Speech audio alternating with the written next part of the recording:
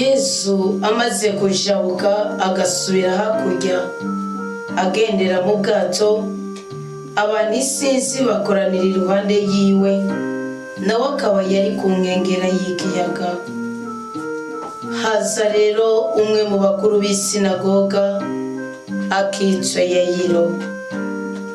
Abonye Yesu akubita inkoro hasi imbere yiwe, aramutakambira ashimitse avuga ati, akigeme kanje kari ku mfiro, ese woza ukakubika kw'ibiganza maze kakakira kagasubira kuba kazima. Yesu rero ajana nawe, kandi ishengero rinini rigenda riramugundanirako. Hagasangwa hari umugore yari amaze imyaka 12 ava amaraso, yari yararuhishije n'ukwicuza n'ukwivuza ku baganga benshi, kandi yari yaratanze ibyo atunze byose, ariko bibi by'ubusa, mbere biguma byunyuka. Aho yumviye ibyerekeye Yesu, aza mu isengero amukora ku mutamana amuturutse inyuma, nkako yibwira ati, naho nokora ku mutamana wiwe gusa nokira. Ubwo nyene aho yariko arava amaraso acarakira, nawe nyene arumva mu mubiri ko yakize nyabubabare. Yesu yumvise ko hari ububasha bumuvuyemwo, ubwo nyene acahindukira arabishengero abaza ati, ninde ankoze ku mpuzu? Abigishwa biwe bamubwira bati, ubone iri shengero rigenda rirakugundanirako, hanyuma ubaze ngo ninde ankoze ku mpuzu? Yamara we arera gusa bose kugira ngo abone uwo aramukozeko. Nyamugore we yarazi ibyamushikiye, yegerana ubwoba kandi ashugumira, akubita ibipfukamiro hasi imbere yiwe, amubwira ukuri kose. Yesu nawe amubwira ati, ewe mukobwa, ukwemera kwawe kuragukijije, igire amahoro, ukire ububabare bwawe. Akirika aravuga, haza abavuye ko wa mukuru w'isinagoga, bamubwira bati, ko wa mwigeme wawe yamaze gucikana, wirirwa urasembagiriza iki umwigisha? Yesu yumvise ibivuzwe, abwira nyamukuru w'isinagoga ati, nugira ubwoba, emera gusa. Araheza ntiyagira uwundi akundira ko bajana atari Petero na Yakobo na Yohani mwene wabo na Yakobo. Bashitse muhira ko wa mukuru w'isinagoga, Yesu abona abantu bayogora, barira kandi bavuza induru. Arinshira ababwira ati, nikoki muriko murayogora mwongera murira? Umwana ntiyapfuye ahubwo arasinziriye. Bo rero baramutwenga. We rero abasohoye bose, asigarana na se w'umwana hamwe na nyina n'abari bazananye nawe. Araheza yinjira aho nyamwana yarari, afata ukuboko kwa nyamwana amubwira ati, tarita kumi, tarita kumi, tarita kumi. Nukuvuga ngo wakigemewe, ndabikubwiye vyuka. Ubwo nyene ako kigeme gaca karahaguruka, mbere karagendagenda. Kari gafise imyaka 12. Baraheza bo baratangara butangare. Yesu arabihanikiriza ashimitse ngo yagire n'umwe abimenya, yongera ababwira kugaburira nyamwana. Dushimagize iyi nkuru nziza ya Yesu Kristo. Kristo Yesu ushemeze mu mitima yacu. Amen. Mutima w'Imana, mwigisha w'ijambo ry'Imana, yembura ubuzima bwacu buririza mu byo hagati ya 3 na 6. Uduhe umugisha wo kuba abana b'Imana bwite, turinde kubabara, twagurirwe imbibi, duhezagirwe, tubohoke, twikuruke nk'icitwa uburwayi, umwijima, ibisuzuguro n'ayandi mabi agunaniye mu marangamutima yacu. Amen. Tugire Kristo bakunzi abo Mukama aho muri ku mpande zine z'isi, ndabaramukije amahoro merane ya Yesu Kristo, umwami wacu, umukiza wacu n'umucunguzi w'ubuzima bwacu. Ndabifurije neza mu byo mubayemo byose, kandi nasabye ngo urukundo rw'Imana ruhaze imitima yacu icitwa umugisha. Mbabazi z'Imana zitubeko. Turiko turasozera umunsi wa gatatu irigenekerezo rya 18 ukwezi kwa kabiri mwaka wa 2026. Turi ku munsi wa 49. Murumva yuko tugomba dushikire Panekoti y'umwaka, imisi 50 ya mbere igize umwaka, atari Panekoti umuzo wa mutima mweranda gusa kubigishwa dushingiye ku izuka rya Yesu Kristo, ariko muri iki gihe muri iyi misi 365 Imana yaduhaye kubamo, uyu munsi ni umunsi udasanzwe. None rero ndabahaye ikaze muri iyi nyigisho igiye kudufasha gusozera iri joro. Ubundi murumva ko inyigisho tugeza saa sita z'ijoro twinjira mu misi 50 igitanguriye uwo mwaka. Ni misi idasanzwe ku buryo bw'uko akavuyo k'ubuzima, imibabaro y'ubuzima, agahinda k'ubuzima, ibyiza wari wifuza ku Mana utarose guhera itariki 1 y'ukwezi kwa mbere muri uyu mwaka, imbuto yawe wabivye, akabuto kawe wazanye, ibya 10 byawe watanze, amashikanwa yawe, utwigoro twawe, amasengesho yawe, ibyo utarabyaza umusaruro. Byumvikana yuko uyu munsi Imana mushobora byose ishaka kutugirira neza, ukabibyaza umusaruro vuba bwangu. Mutigute.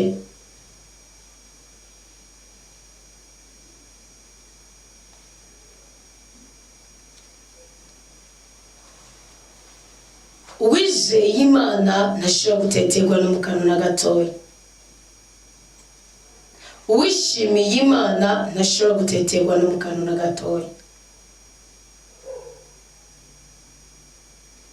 Ngo uyu mwanya mwiza wo kuzirikana ukugena ububasha bw'Imana bukorera muri twebwe, tugahindurirwa amateka. Iri jambo ry'Imana dusomye twarikuye muri Marko 5 uhereye ku murongo wa 21. Ni igisomwa kirekire ariko cy'urukwegererane gushika ku murongo wa 43. Uragisanga kandi muri Matayo kigabane c'9 guhera ku murongo wa 18 gushika ku murongo wa 26. Kanagisanga muri Luka kigabane c'8 guhera ku murongo wa 40 gushika ku murongo wa 56. Ngo Yesu amaze kujabuka agasubira hakurya agendera mu bwato.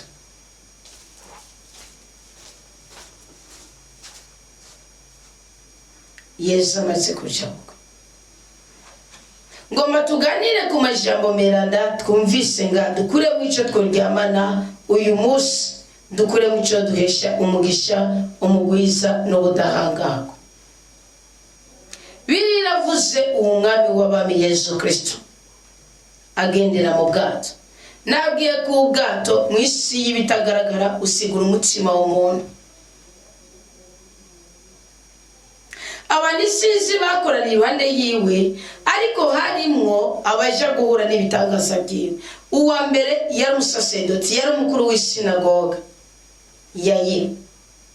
Yayiro yifuza guhura na Kristo kubera umwana we w'umukobwa yaragwaye, kandi ntiyari yamugendanye.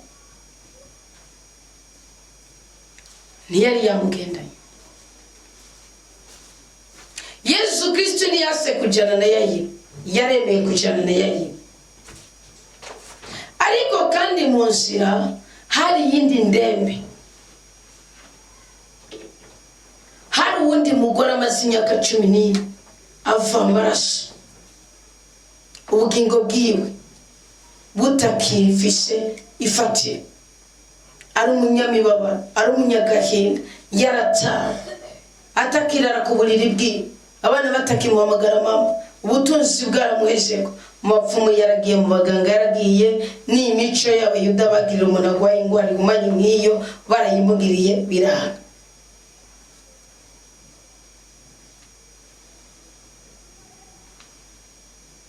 Umugore ngo akora ku muzu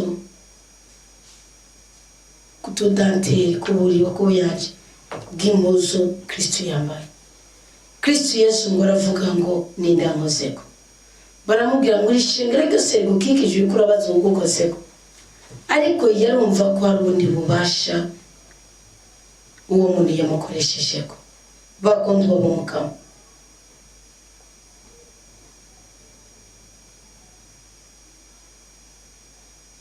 Mwumva neza ko abakristo mwaje kuririra Kristo, mwaje kwambaza Kristo, gutakambira Kristo kuri iki gicaniro, nashobora kubirengagiza. Uyu munsi aba kumwe nawe, uyu munsi ajana nawe, uyu munsi ashaka gukorana nawe. Ariko hari imvo, hariho n'imva, hariho n'impamvu.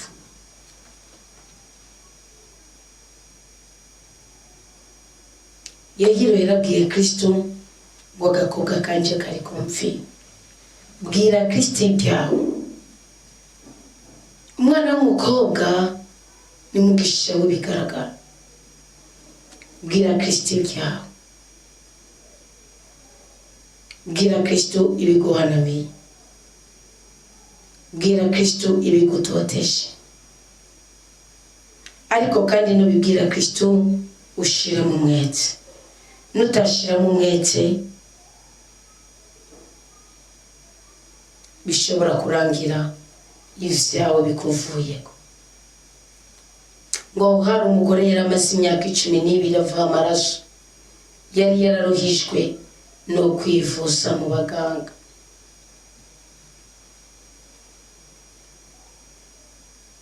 Ngo kandi yari yaratanze n'ibyatunze byose, ariko bibi by'ubusa mbere bigoma byunyuka.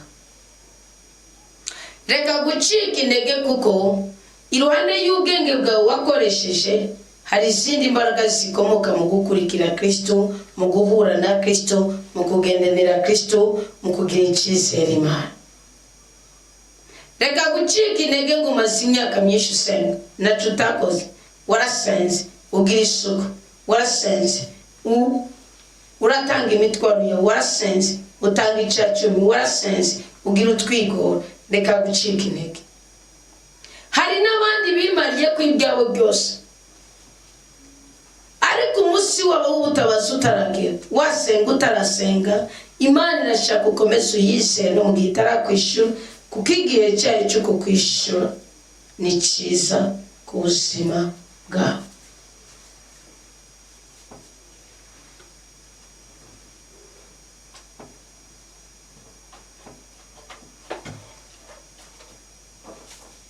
Gusenga, gusenga.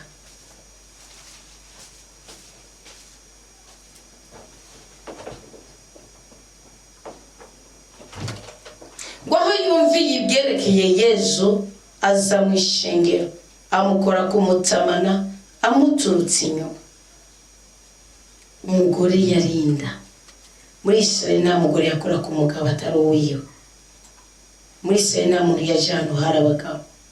Ugwaye umugongo wawe uhumanye niwaja mu bantu, ariko byabaye ngombwa ko yitazura, aragera hatabwirizwa kugera, nk'uko na nyina wa Samuel yigeze kwitazura, arageraho atari yiteze kugera, batari bamwiteze ko yogera.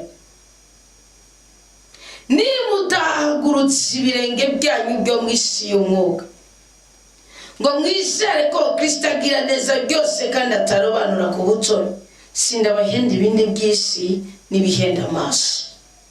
Ariko mu kwihana ibyaha byacu, mu kwizera Imana tudashingiye ku bigaragara, ngaha niho hagiye kuzira ubutabazi b'inshuti z'umukama.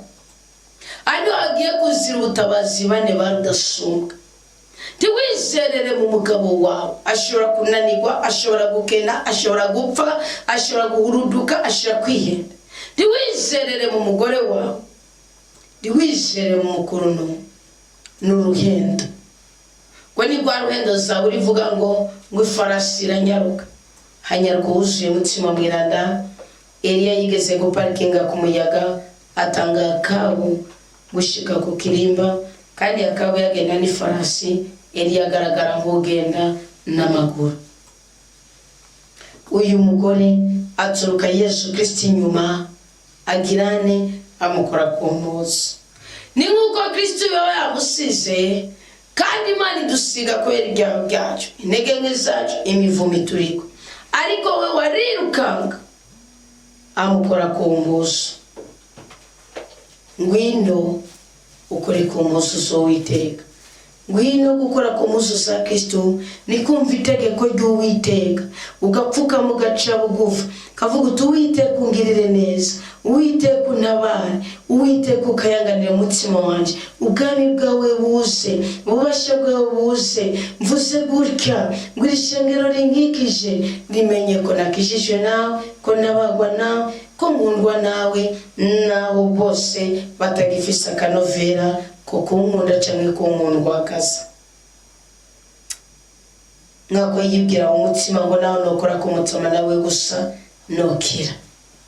Uku kwemera k'uyu mugore ni kuzanira ukwemera abandi bakenyezi, kuzanira ukwemera abasore n'abigeme, kuzanira ukwemera abagwayi n'abakomeye, kuzanira ukwemera abagowe n'abarushe.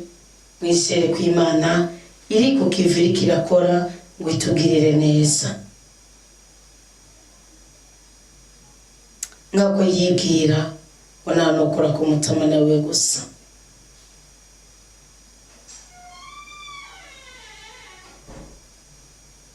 Yesu yumvise ko ari ububasha bumuvuyemo, ubwo nyine acahindukira arabishengera. Ntugatsinye kubwira ukuri Imana. Naho ishengero ritatahura ikibaye, uyu mugore yarabahutse iruhande y'ubwoba yagize, iruhande yo gususumira yagize, byamusonikiye kuvuga ukuri. Iyo wowe ufatanye itonga, iyo wowe byayangaye, ubwoba bwawe, gususumira kwawe bikurungikira he? Hari igihe ushobora gutega ubwoba n'ikintu bikagutuma ubesha, wigovyo, ushobora gutakaza intsinzi yawe. Uyu mugore ubwoba bwiwe, gususumira kwiwe byamutumbereje imbere ya Kristo gukubitaho inkoro hasi, ngo Kristo aramubwira ngo genda ukwemera kwawe kuragukijije, urabohotse. Bakundwa bo Mukama, amakuba y'isi, amaganya y'isi, abadusumbya amaboko, abo duheraniye, ntibagatume uhora mu kinyoma cy'ubuzima, ntibagatume uhora mu bubeshi. Kindi cya kabiri, uyu mugabo Yayiro ngo ubwo nyine bagitangariye agakiza, urukiza rubaye kuri uwo mugore, yagiye abona abantu bazi bamubwira turacyagorera kumwigisha ko umwana we yahwereye. Ariko Kristo yumvise imibabaro, yumvise inkuru mbi ibaye mu matwi ya Yayiro, araba urugendo Yayiro yafashe, araba ingene yisobanuke bakitandukanya n'abandi, ntiyishingire, ntiyishimikize bwa butware bwo mu isinagoga afise, agakurikira Yesu Kristo. Maze Kristo aravuga ngo hokiye tugende, ngo ajana Yayiro n'abigishwa biwe, ni nabo binjiranye, kiretse ko ngeye ko nyina wiwe abariko barera bongera bakoma induru, yarabicecekeye. Iyo haje intureka, haje ibisebuzi, haje amakuba yakubise, haje ibigeragezo byakubise, amazina ari ngumba, bibabaro, gahinda, hahandi nyene ibintu byayanga, ni Imana iserukana ububasha bwayo, igaserukana imbaraga zayo, kavuga ati mwana wanje sishaka gusiga nawe ni wasize. Kristo Yesu yaravuze ngo nimurushe muteramane nanjye n'isani, timugasuzugure imyanya ayamezi imyaka mumaze kugicaniro, naho mwoba mutararonka intahe inezereza amaranga mutima yanyu, ikazamura icubahiro c'Imana. Kubera iki? Iyo uteramanye na Kristo ntashaka kukureka ngo uteterwe. Tugacika intege zo kubyuka gusenga, tugacika intege zo kuzana icyacu mu Uwiteka, tugacika intege zo kugira utwigoro, kuzana amashimwe. No hari ubutabazi. Aho hari ku gicaniro, aho uri ku gicaniro niho hari ubudahangara. Hari uri gusaba Imana umwana ukirengagiza ko Imana ishobora kuba yakuyeho urupfu rubane ubugumba hariho n'urupfu rw'ubuzima bwawe. Hari uri gusaba urugo Imana ukirengagiza ko hariho n'iyindi mibabaro myinshi Imana iri kirimba, kuko imico igisokuru kibi byatushizemo byaturemereje ku bitugu ni bibi kandi ni byinshi gusumba uko twibaza. Mva mbabwira ikintu kimwe,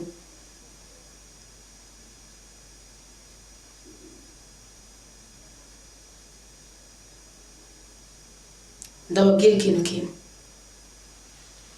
Imana ni mutananirwa, Imana ni mudasuzugurwa, Imana ni mudaheranwa.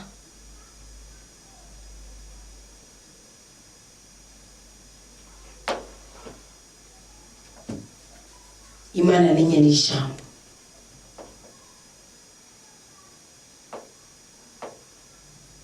Abasuzugura Imana bose, abasuzugura itegeko ryayo bose, bafise iminaniro mitima yabo, bafise agahinda, bafise ibimaramari, bafise ibisuzuguriro.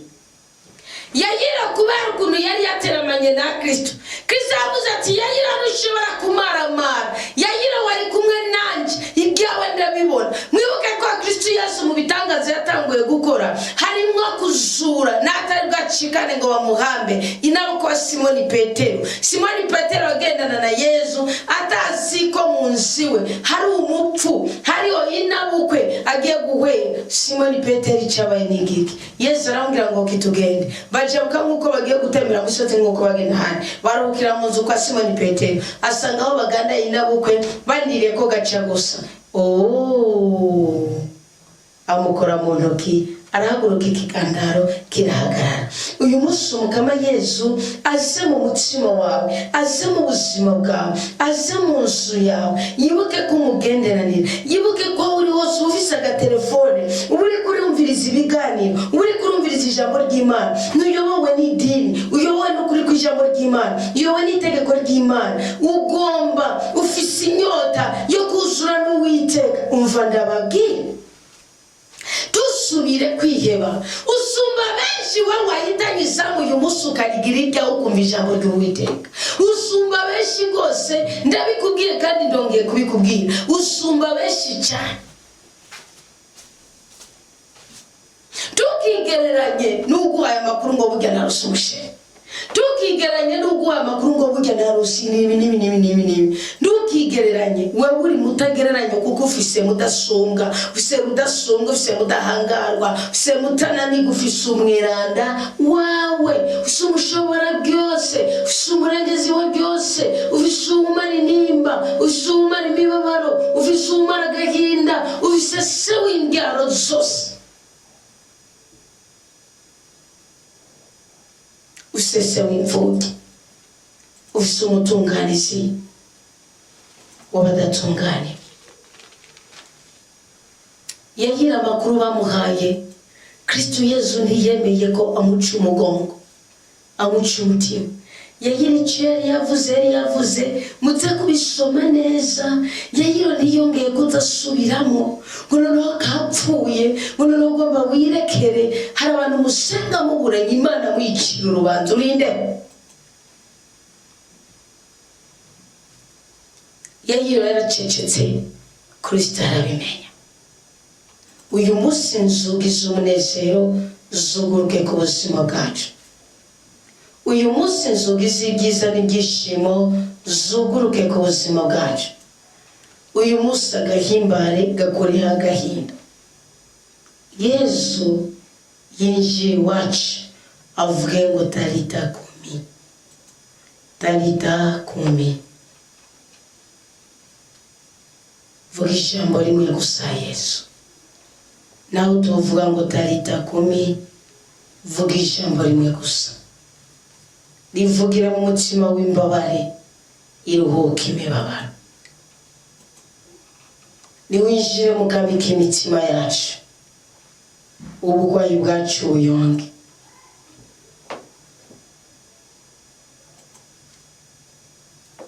Ubaka umunezero muri twebwe, ubaka agahimbane muri twebwe. hezagira imirimo y'amaboko yacu. Ntiwirengagize ko twagusezeraniye ko icyo uzoduhezagiza tutazongera kurya byose, kimwe muri 10 tuzokiguhereza kugira ngo ivyonyi, imivumo, imikoshi n'ibiseruzi byishije mu buzima bwacu tubikugweko.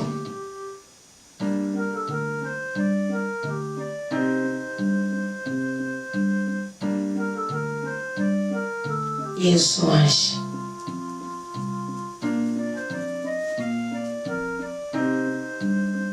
Yesu mwungere mwiza,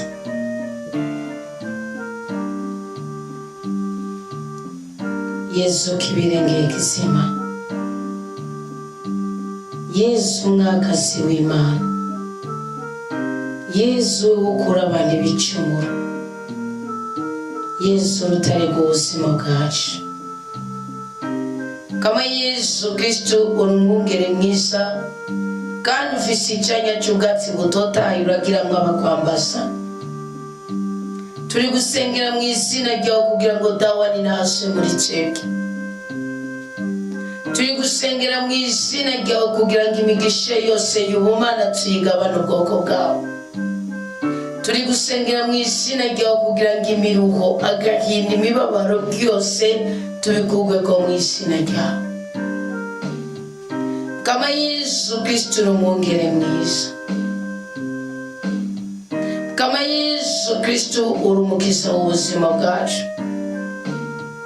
Yesu karoro keza kabemera, niwe wazitse mu rubafu rwa ingeso mbi zacu, uzikayo amakuba yacu kuko shetani yarayasubije mu gihe wamwaka imfunguruzo.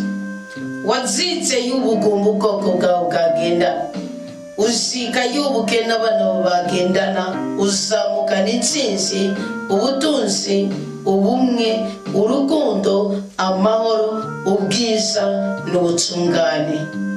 We Yesu Kristo none naze mu mitima yacu, ninahaza muri urugamba rw'ubuzima tubayemo, ninahaza muri ubu bugwayi bwoko bwawe bugendana, kuko ni wowe wakwihesha icyubahiro ukagaragaza kuri muzima kuri iki gicaniro.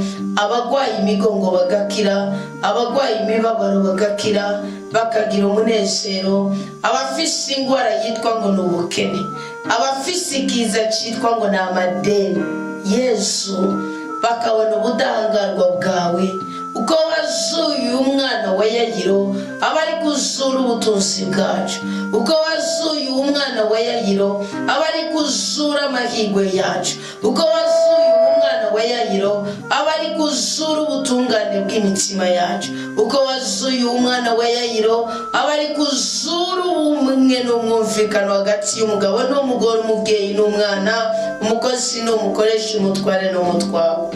Kama Yesu Kristo umukozi mwiza, uko wagize umwete wo kuja kwa Yayiro, naho hari kukanyuma yaramaze kwakira amakuru mabi, hari amarira, nta mpundu zari zihari, hari agahinda, nta gahimbare kari kahari. Yesu seruka kuri iki gicaniro, seruka kuri iki gicaniro, impundu zubake mu buzima bwacu.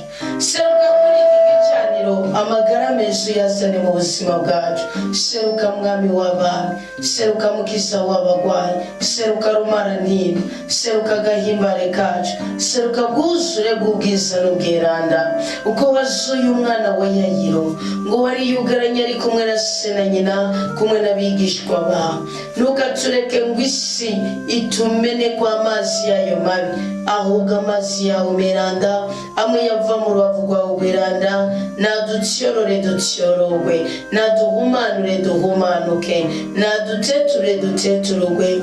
Kama Yesu Kristo umukozi mwiza, Yesu mwagazi w'Imana, Yesu mwagazi w'Imana, Yesu mwagazi w'Imana.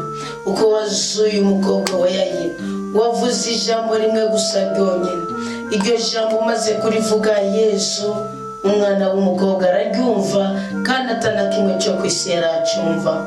Vuga ijambo rimwe gusa dukugwe kw'ibyonyi, vuga ijambo rimwe gusa dukugwe kw'imibabaro, vuga ijambo rimwe gusa dukugwe kwa gahinda, vuga ijambo rimwe gusa dukugwe kw'imibabaro, uvuga ijambo rimwe gusa dukugwe kwa gasuzuguro n'agacinyizo. Kama Yesu vuga ijambo, Yesu vuga ijambo rimwe gusa, Yesu vuga ijambo rimwe gusa, vuga ijambo rimwe gusa twongere kugira umugisha, vuga ijambo rimwe gusa imbohe zibohowe, vuga ijambo rimwe gusa bugarije n'ubukene bugururirwa amayira y'ibyiza n'ibyishimo, vuga ijambo rimwe gusa ubutunzi bwacu bwatakaye bwongere bugaruke, vuga ijambo rimwe gusa inzige zatwoneye ibyacu zageze mu rugo rirasambuka zigera mu gikundiro cyacu kiranyika. Yesu vuga ijambo rimwe gusa ubutware bwawe bukorere muri twebwe, vuga ijambo rimwe gusa, vuga ijambo rimwe gusa. Iminsi 40 twinjiyemo yikarema, iyi minsi 40 yo guca bugufi tukisuzuma, iyi minsi 40 tuzoronka urukisa, iyi minsi 40 tuzoronka ubutabazi. Uyu mugore yahawe ubutabazi yaratawe, ntabwo umugabo yabigizemo uruhara, umwana we ntiyabigizemo uruhara, se na nyina ntibabigizemo uruhara, ariko umwete wiwe, ukwisobanukirwa kwiwe, ukurinda kwiwe, ukuvuga ukuri kwiwe, ukudakekeranya kwiwe, ukwibwira neza umutima wiwe. Mukama Yesu nibyo byamutumye umutabara. Turibwira kuri umutabazi wacu, turibwira kuri umukiza wacu, turibwira kuri umuhoza wacu, turibwira kuri umurengezi wacu. Nituri kwikompara, nituri kwigereranya, nituri kwisuzugura, nituri kwitoteza, nituri kwicinyiza kubera imibereho y'abarozi bamaze gukora mu buzima bwacu hoyaye, kandi nituri kwitoteza kubera ibyaha twavukiyemo n'ibyo twakoze cyangwa ibyo twakorewe hoyaye. Ahubwo uyu munsi uri ku ijambo ryawe nikugwire muri twebwe.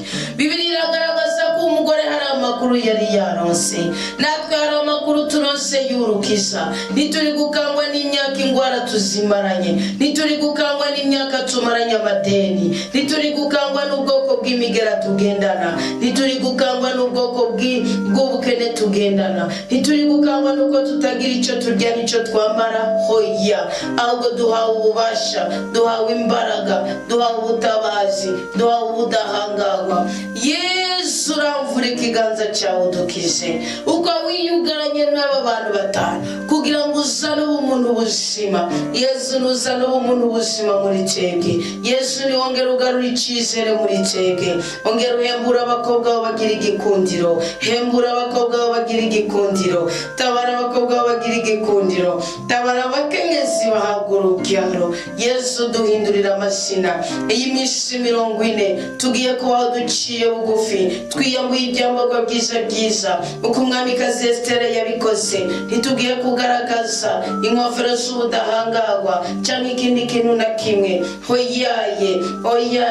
Tugiye kugaragaza imbaraga zawe, tugiye kugaragaza ububasha bwawe. Turakwemereye ko ibiganza byacu n'ubipfumbatisha, ntituzigera tukuryarya kimwe muri 10. Turakwemereye ko niwasabika akanwa k'umuhanuzi akatwatura kumugisha tuzowakira. Turakwemereye Yesu Kristo umukozi mwiza ko nitugutabaza tuzogushinga inteko ibyo twagusabye wabidukoreye, kandi turemera kugiye kudutandukanya n'icitwa gahinda.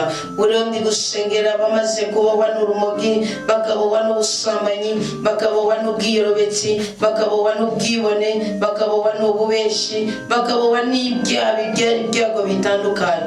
Uyu munsi ndagukomeye amashingo bagirira ikigongo. Iyi minsi 40 tugiye kugendana nawe, tuzoba twicaye munsi ahubona, tuzoba turi ku gicaniro tuguma twenyegeza, tuzoba turi ko turashira ku mubavu. Mukama Yesu uzotugirire neza, Mukama Yesu uzotugirire neza. Tubigusabye imbere ko twuzuza iminsi 50 yo mu mwaka. Turakwinginze mwami w'abami, turakwinginze mugira neza, turakwinginze mushobora byose, uko hambye mu rubavu rwawe ingeso mbi n'ibicumuro byacu, ukemera ko tuzukana nawe. Zukana n'amahirwe yacu, zukana n'igikundiro cyacu, zukana n'ubudahangarwa bwacu, zukana n'imibereho myiza yacu, kuko twasanze byose byiza tubihererwa mu rukundo rwawe. No gusaba muri byinshi, ariko umuntu yasozerera gusaba umugisha kuri ubu bwoko bwawe. Ungundire nsozere ndagusaba amagara meza kuri aba bana bawe. Ungundire nsozere ndagusaba urubyaro rwiza kandi rwubaha Imana muri aba bana bawe bariko baragutakambira. Ungundire nsozere ngusaba umugwiza mu biganza byabo, ngusaba igikundiro mu ruhanga rwabo, ngusaba udahangarwa mu buzima bwawe. Ingingo zacu nuzigororere, nuzigarurire, uzigorore wowe nyene kugira ngo dushobore kuguhimbaza atakangonongono. Turashaka kugutambira nkuko Dawudi yagutambiye. Dawudi ntiyari indyarya, aragutambiye kandi ari umwami. Biravuga ngo aragutambiye agera ku rwego n'umutama n'umukorokana. Turashaka kugutambira kubw'ineza yawe, turashaka kugutambira kubw'ubutabazi bwawe, turashaka kugutambira kubw'amahoro utanga, turashaka kugutambira kubw'ubutungane utanga. Yesu igarurira amazu yacu, Yesu igarurira ubutunzi bwacu, Yesu igarurira ubuzima bwacu. Yesu uhemburira abashonje muri twebwe. Yesu ni wambika abagenda gusa muri twebwe. Yesu nuriringira ubwoko bwawe ucishe muri twebwe. Waravuze ko uzokwemera kuzoza ukibera muri we, ngo na data azomukunda ngo aze yibere muri we, kanatsinda azobarehejwe na mutima mweranda ngo muheze mukorere byose byiza muri uwo mutima n'uwo mubiri byakubashe. Yesu ndakubashe, Yesu muzamuriye icubahiro. Nimuhezagirwe butatubwira ndamani mwe rudende, murukishishana baririye, mudawishishana baririye, mubicishe pfo na ruguru kuko nimwe Imana muvura kandi mukiza, nimwebwe Imana mukubita kandi mutetereza, kuko Hana yaravuze ngo uri Imana yicarika mu mukungugu ukaba n'Imana ikura mu mukungugu, uri Imana ikenesha ukaba n'Imana itungisha. Igihe cyawe cyiza, igihe cyawe cyo gukora ineza nikibe ku buzima bwacu. Turasengeye abana bacu bagwaye, bamugisha kugira amagara meza. Ndasengeye abana bose basumuka gusobaho bajyana mukama nubatandukanye niyo shetani yigarura ubwonko bwabo mu ijoro. Ndasengeye ababyeyi batunuye zango zirashabuke zikazima kubera ubwiyorobetsi. Amaraso ya Kristo ndatwikirije bose bariko bumvira ijambo ryawe. Iri sengesho nirikorera uwo wese asenganye umutima wemera. Iri sengesho nirikorera abagabo bakira ingwara n'igisuzuguro bitandukanye. Iri sengesho nirikorera abagenda n'imyenda itandukanye babohorwa batabago ko nasanze uri Imana ifite inzaho n'ifeza kandi bitanga mu buryo budasanzwe. Iri sengesho rikorera abagenda n'ubumuga, rikorera abagenda n'ubugumba, rikorera abagenda n'incangiro. Iri sengesho rikorera abatunuye, iri sengesho rikorera abagowe, iri sengesho rikorere abo bose baherewe. Amaraso ya Kristo aducikire.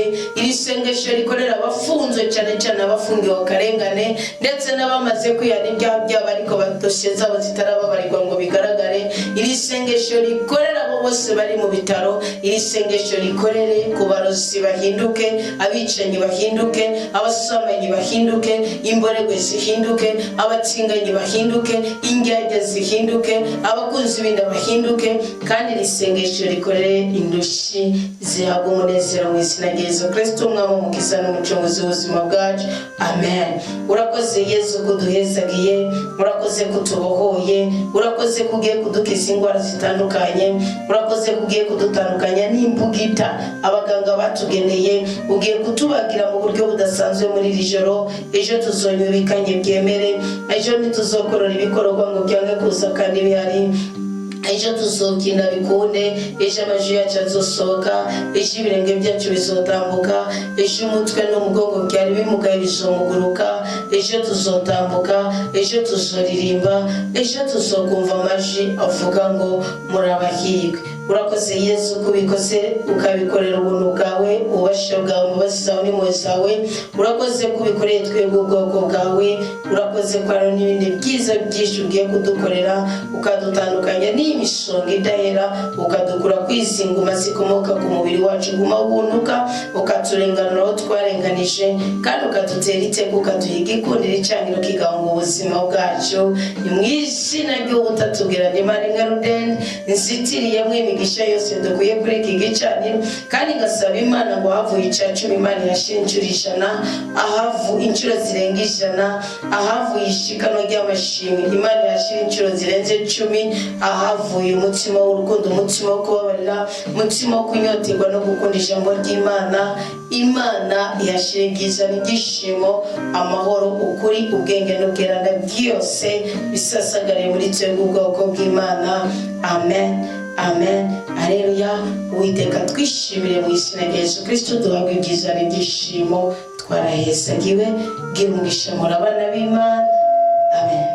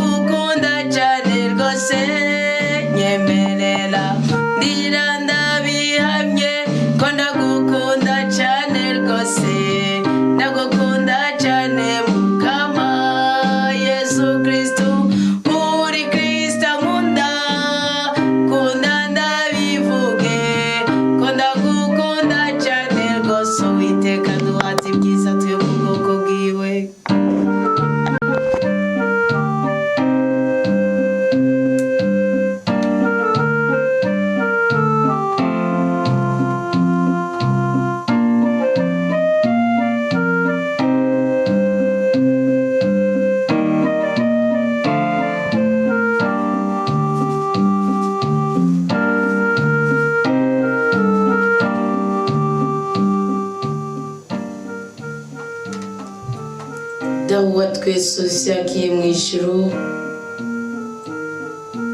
izina ryawe ryera ndaniryubaha mu buzima bwacu Mukama, kandi ubwami bwawe buze utyagire mu mishaya twebwe abantu bawe.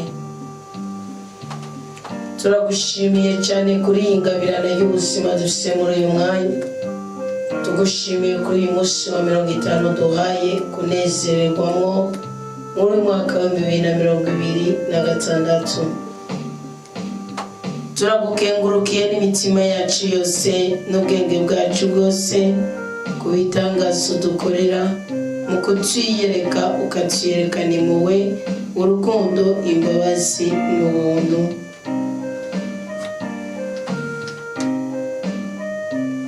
Turakuzamuriye icyubahiro kuko icyo turi cyose ni kubera ububasha bwawe. Uyu mwuka w'ubuzima nibwo butunzi uri hejuru y'ibindi byose. Tuzindutse muri uyu muturuturu kuri iki gicaniro cy'inava cya saa sita kugira ngo tukuragize ubuzima bwacu.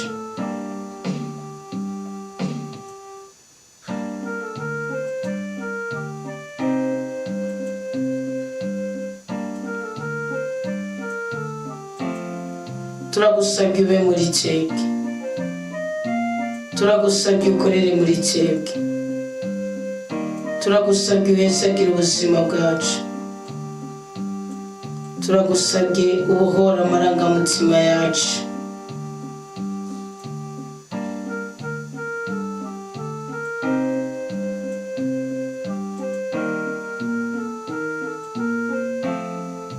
Turi imbere yawe nk'abantu ukunda cyane, turi imbere yawe nk'abasamura kw'ibyiza byose wageneye abakubaha kuri iyi si.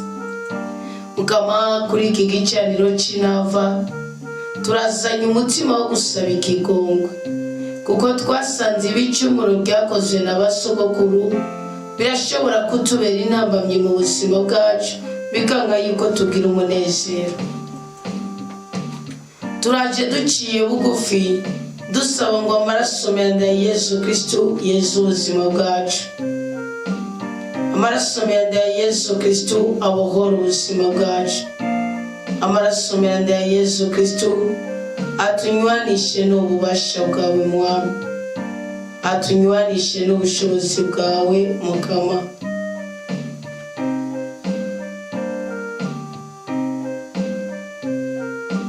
Turakwisabiye uduha urukundo, turakwisabiye uduha imbabazi, turakwisabiye uduha amahoro, turakwisabiye utugirire neza, turakwisabiye udutere iteka kandi uduteturure mu makuba y'ubwoko bwose.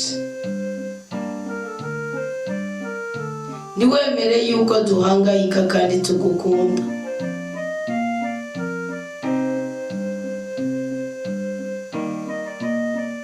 Niwemere yuko duhangayika kandi tukwishimiye. Nabagize abana baje kuri iki gicaniro cy'inava, ubaha umugisha ushingiye ku byo bariko baragusaba bikomotse mu kabi k'imitima yabo. Ndacishije bugufi umutima wanje, ndasabye ngo amaraso meza ya Yesu Kristo atweze twese aduhumanure ibihumano y'ubwoko bwose, adutyorora icyitwa umuzi wa shetani cyose cyatumye tuzibukira tukaba kure y'urukundo rw'Imana. Mu izina rya Yesu Kristo tugikugweko.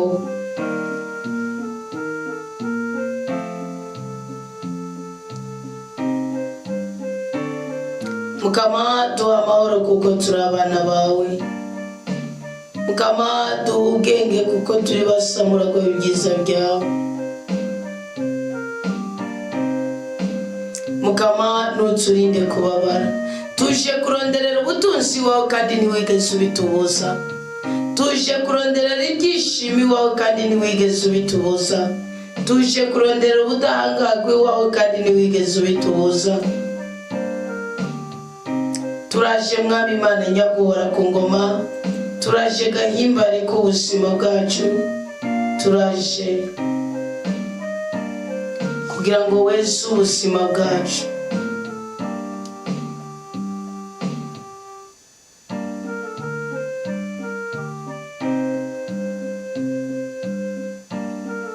Tugirire ikigongo wumve gusenga kwacu.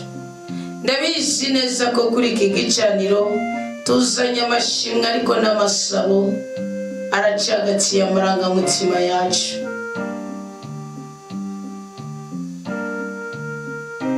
Tuje kukuninaza ariko no kukwitura n'ibiri kure. Iburyo n'ibubafu hose hafise icyo watekeye, hafise icyo wapfumbase, hafise icyo hazanye. Dawe, uko wabaye Rahayi Lord bikavugwa na Hagayi yari yaherewe, niko no muri twebwe abaherewe uyu munsi dushaka ururimbo rushasha. Niko no muri twebwe ababaye uyu munsi dushaka ururimbo rushasha. Tunezereze mutware w'abatware, tunezereze bwirukiro bw'ubuzima bwacu, tunezereze gahimbare kacu. Duha umugisha twongere umugwiza, duha amahoro turinde amahane, dutabara udutera iteka kandi uduteturure. Mu buryo bw'inava ndasengeye imirimo y'ubwoko bwawe. Uyu munsi ntihagire uwo wemera ko yibwa ubutunzi. Uyu munsi ndagomba kwimira umwuka wo kwiba mu bana bawe. Ndagomba kwanga no kwagiriza icyitwa icyangiro. Ndagomba kurandurana n'imizi icyitwa ishari, kugira ngo abana bawe banezerwe kandi bahimbagwe, maze ibyo bajya gukora byose kuri uyu munsi wa kane baje kubigiramo igikundiro, bemerwe kandi bererwe. Mu izina rya Yesu Kristo baronke umusaruro. Ndagomba guhezagiza uruhanga rw'ibibondo byawe. Ndifuza Mukama kongira neza bakagira igikundiro. ko wabazanye kuri iki gicaniro cy'ubutabazi. Reka uyu munsi ubabere umuhoza, reka uyu munsi ubabere umutabazi, reka uyu munsi ubabere igisubizo kuri buri kibazo cyose gihanamiye amarangamutima yawe. Mukama,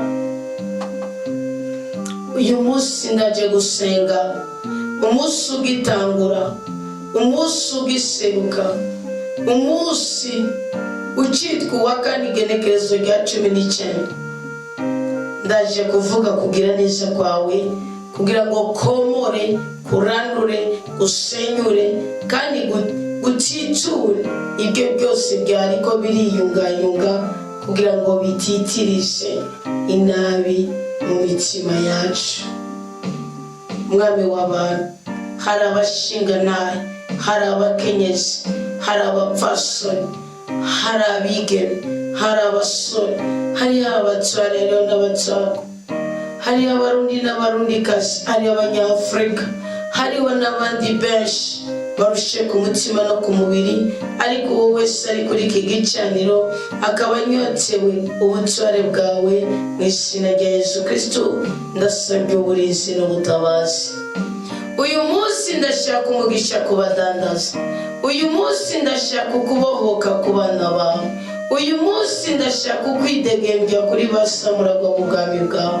Uyu munsi ndashaka uzamura amashimwe mu bwami bw'imitima yacu, dukugwe kwa kavuyo n'igisuzuguriro, duhabwe umugisha n'umugwiza kandi tunezerwe mu buzima bwacu. Mukamanya guhora ku ngoma, nkundira wumvirize igisabisho kiriko kirava ku mutima wanje, nkundira ntiwirengagize amajambo ariko aratobogwa n'ururimi rwanje, nkundira usuzume akari ku mutima wanje, nusanga ntari ndyarya ntakuryaryanije, nusanga ntari umusuma ntakwibye, nusanga ntakuryaryanije kimwe muri 10 kuko aricyo kinyita izina umusuma. Mukama, ungire neza, wumve ugusenga gukomoka mu mutima wanje. Ndabizi neza yuko iyo wuzuye ishavu uraduhana, ariko ishavu ryawe nirihorojwe n'amaraso ya Kristo, yo yavuye rimwe rizima kugira ngo turuhoke. Ndi mu kiganiro canje nawe kubw'imitwaro y'abana bawe yanditse muri iyi telefone. Mukamanya guhora ku ngoma, iyi niyo connection mpurirako nawe n'abana bawe. Ndakwisabiye ngasamuragwa mu bwami bwawe, ndakwisabiye nk'uko wowe nyene nawe ubwawe wanumye ku bana bawe. Wabwiye ngo nibihane ibyaha byawe, wabwiye ngo nibareke kukuryarya, wabwiye ngo nibareke kukurenganya, wabwiye ngo nibagabanye iby'ubwiyurubetsi, wabwiye ngo nibagabanye ubugome n'ubugorye, baharanire ubutungane kuko nawe uri Imana y'ukuri kandi utunganye rwose, ngo ubone kubagirira neza. None Mukama, ko hari ingwara bamaze kugira, hari ubukene bwamaze kubaza, ko baramaze kurenganywa, baramaze gusuzugurwa, baramaze guteterwa, bari mu gihe cy'ikibengero, bariwe n'imbwa, baribwa n'inyamaswa, bareskrotswe n'abantu, bibwa ubutunzi bwabo, baheranirwa n'abayafishe. Yego ndabwemera ko byinshi bikomoka ku byanzo bizanana mu ntege zacu. None Mukama, nudora kabi kakera, tuburanire kandi turenganure, dutere iteka kandi duteturure. Turasingura ikizimbi z'ubusambanyi twabayemo, turasingura ikizimbi z'akabarego twabayemo, turasingura ikizimbi z'imyidodomo twabayemo, turasingura ikizimbi z'agahinda twigeze kugendana tukisanga twatunze imitima yidodomba kandi tuzi nunu kandi gishyira kuba imbere y'Imana ufise nunu. Tugirire ikigongwe Mwami w'abantu, tugirire ikigongwe mugira neza, tugirire ikigongwe murinzi w'ubuzima bwacu, tugirire ikigongwe wubake Yerusalemu shasha, iyo mitima yacu mishasha, udukure mwagatima tari, udukangure tuve mu itiro ry'urupfu, udukangure tuve mu itiro ry'imyidodombo, udukangure tuve mu itiro ry'igisuzuguro. Mwami Imana nyagora ku ngoma, tuburanire ubwoko bwawe, tuburanire ubwoko bwawe, tuburanire ubwoko bwawe, tuburanire ubwoko bwawe, tuburanire ubwoko bwawe. Mwami Imana nyaguhora ku ngoma, Mwami Imana nyaguhora ku ngoma, wewe rutare rw'ubuzima bwacu, wewe nyagasani, wewe wurutse ijuru ryawe rikaba muri twebwe, wewe ngeka ijuru ryawe ukadukiza, ukadutabara, ukadukura mu ruzerezi rw'ubuzima. Hembura ubuzima bwacu, bohora ubuzima bwacu, kiza ubuzima bwacu, tudawisha amashano twariye tutarakumenya, dutandukanye n'ibitega byamaze gutega imitego ubuzima bwacu, bikanga ko twigera tugira agahimbare tukaba mu bugwayi butandukanye kandi butangaje. Tugirira ikigongwe rutare rwacu, tugirira ikigongwe wibagira ibicumuro byacu, tugirira ikigongwe wibagira intege nke zacu, tugirira ikigongwe ubyirengagiza. Mugorora imigongo imugaye, bohora amaboko aboshe, isimurura amaso, isimurura ibirenge byamaze kuzimira, uburura amaso yawe uyumure ku buzima bwacu. Natwe twerekeje amaso kuri wewe, nk'akurya abasuku bahanga amaso ibiganza by'abasebuja, niko natwe dushaka udukiza, utugabo utuganze kandi utugaburire, udutunge wongere udutungane. Nk'akurya kwincereke zihanga amaso bayinabusha, niko natwe duhanze amaso wawe ubyagiye mu ijuru. Ngwino ukorere mu mitima yacu, turagomba gutungana.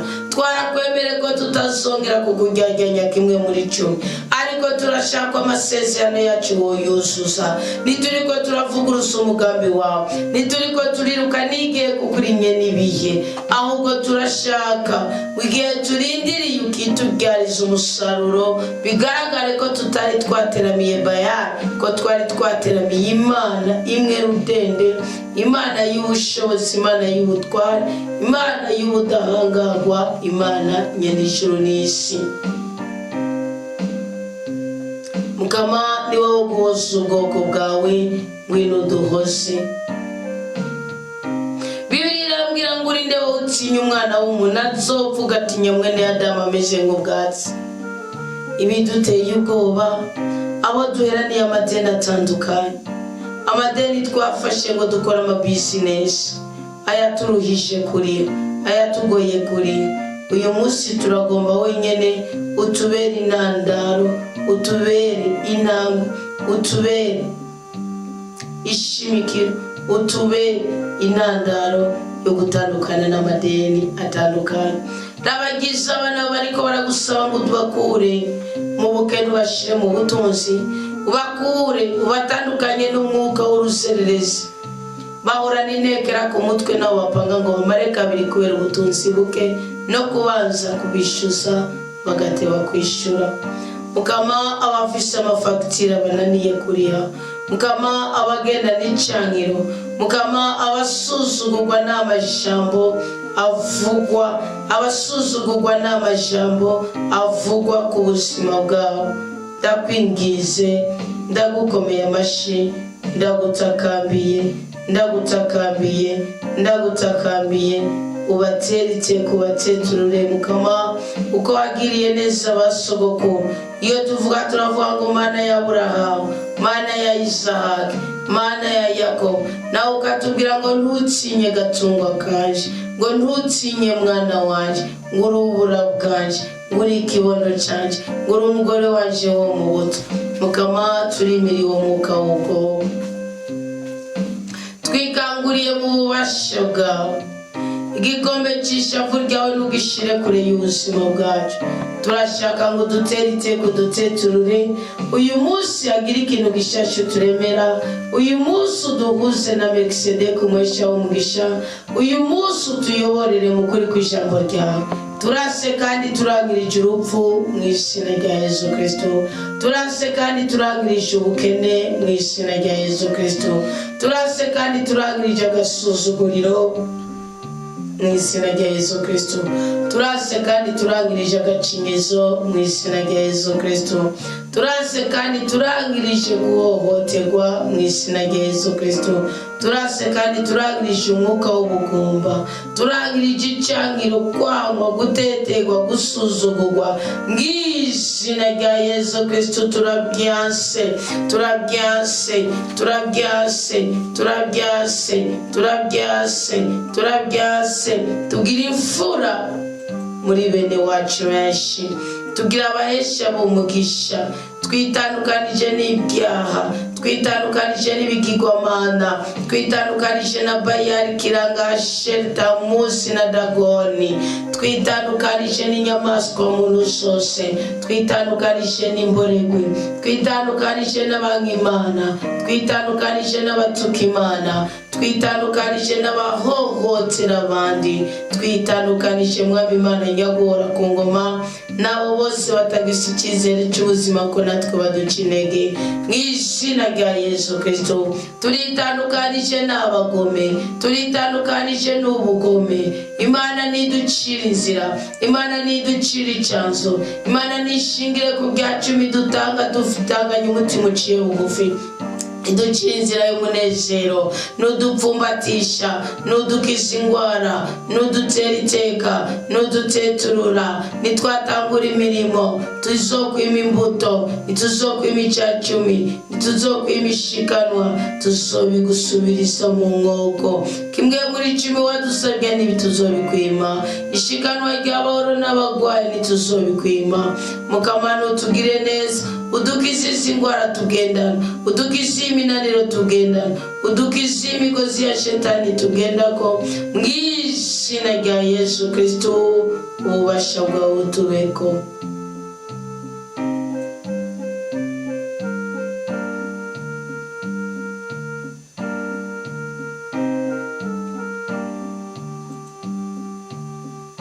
Ububasha bwawe tubeko, imbabazi zawe zitubeko, impuhwe zawe zitubeko. Ndagushimiye ku nzira nziza ugiye kuducira uyu munsi, ndagushimiye ku basumu ugiye kuzirikana batwebwe uyu munsi, ndagushimiye ku mikoshi ugiye gukura mu nzira zacu, ndagushimiye ku gikundiro ugiye kuduha tugatangazwa n'ibyo wadukoreye, ndagushimiye ku butunzi ugiye guha ubuzima bwacu, ndagushimiye ku magara meza ugiye guha abana bawe, ndagushimiye ku bwenge ugiye guha abana bacu, ndagushimiye ku ma operation, ndagushimiye ku mbugita, ndagushimiye ku bibyimba ugiye kubaga ubwoko bwawe, ndagushimiye ku mbugita zari zara programme n'abaganga ugiye gukura kuri programme, ndagushimiye ku bana bareze examen préopératoire baja gusanga bameze neza, ndagushimiye ku mihogo uri kurugurura, ndagushimiye ku butabazi uri kurazana, ndagushimiye ku mahirwe uri kuratuzanira, ndagushimiye ku budahangarwa bwawe. Komeza utwizigire, komeza utunezereze, komeza udushimishe.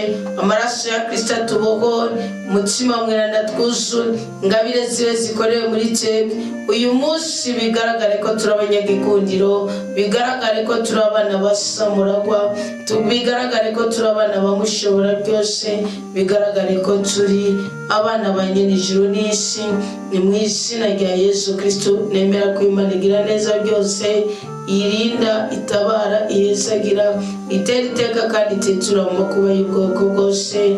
Amen, amen, aleluya. Mukama nudusange mu bugaragu dutabare, udusange mu mibabaro duhe umunezero, udusange mu kavuyo duhe ubudahangarwa, udusange mu bugumbu duhe ububyeyi, udusange mu bupfubyi tubere umubyeyi, udusange mu kwangirika udukundwa akaze, udusange mu bushomeri, udusange mu guherekwa, udusange mu mangetengete y'abambuzi b'amahoro, uduhe ubudahangarwa twuzuze umutima w'umweranda ububasha bwawe bukoreye muri twebwe. Amen, amen, aleluya. Imana itwishimire, Imana itunezereze, Imana iturinde kubabara, Imana ituhagure tuhagukirwe, Imana idutere iteka kandi yubura ubuzima bwacu busubirane itoto n'itotale, ukuramba no kuranirwa bigaragarire muri twebwe.